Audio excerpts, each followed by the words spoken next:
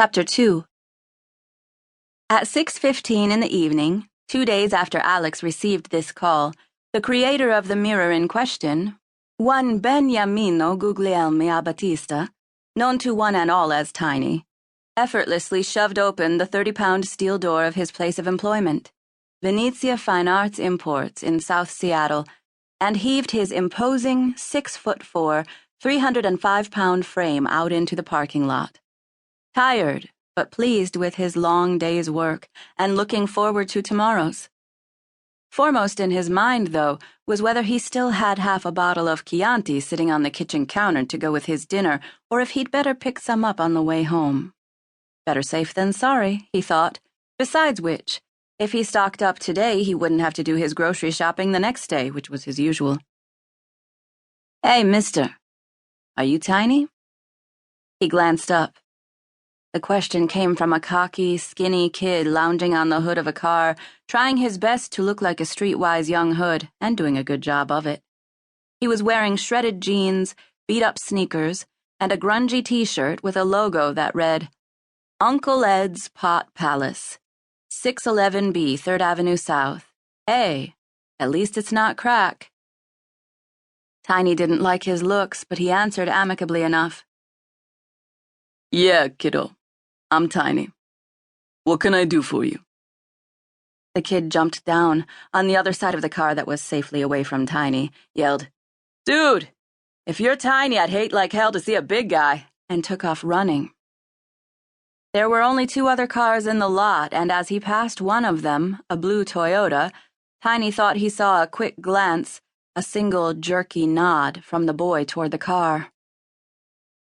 Beniamino Battista was not notably big on brain, but he had a well-honed ability to intuit when something wasn't right, and he sensed that something was off here.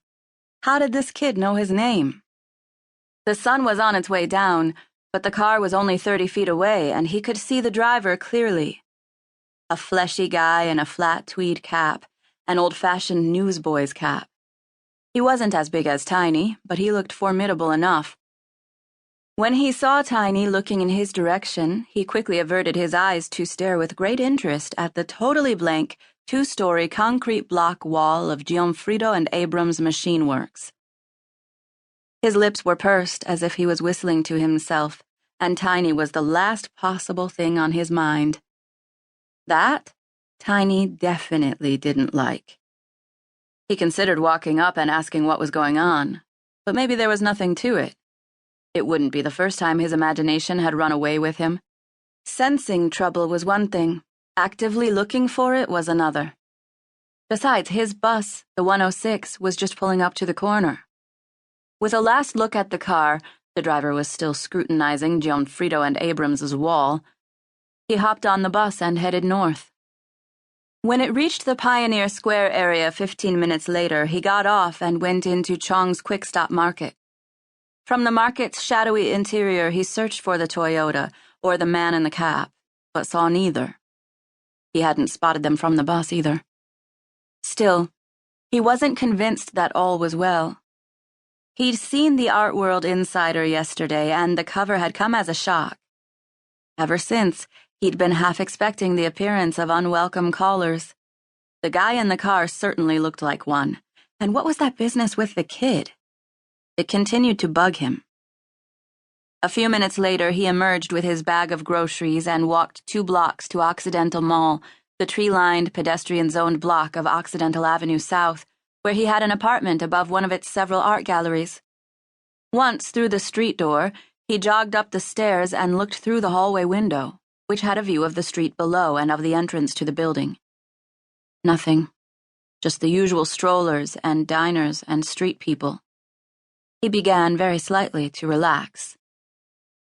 Nevertheless, instead of having his dinner in the apartment, he left through the building's rear door, went down the back alley to the corner, came back around to the mall, and slipped into a wine bar across the street and several doors down from where he lived. There, he took a candle-lit window booth from which he could unobtrusively keep an eye on his building.